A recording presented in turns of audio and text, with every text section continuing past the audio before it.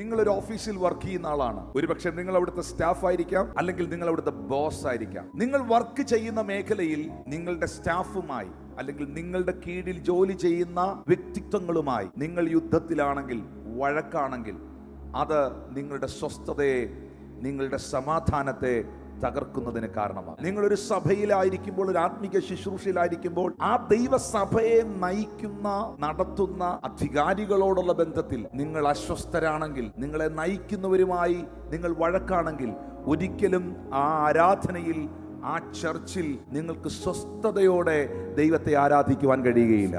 അതുകൊണ്ട് ദാസനും യജമാനനും തമ്മിലുള്ള ബന്ധം ദൈവികമായിരിക്കണം. നമ്മൾ എവിടെയാണോ വർക്ക് ചെയ്യുന്നത്, നമ്മൾ എവിടെയാണോ ജോലി ചെയ്യുന്നത്, ആ സ്ഥലത്ത് നമ്മളെ നയിക്കുന്നവർക്ക്, നമ്മളെ നടത്തുന്നവർക്ക് നാം ദൈവഹിതപ്രകാരമുള്ള വിധേയത്വം ഉള്ളവരായിരിക്കും. ദൈവവചന പ്രകാരമുള്ള വിധേയത്വങ്ങൾ നിങ്ങളുടെ ജീവിതത്തിൽ അനുഗ്രഹങ്ങളെ കൊണ്ടുവരും.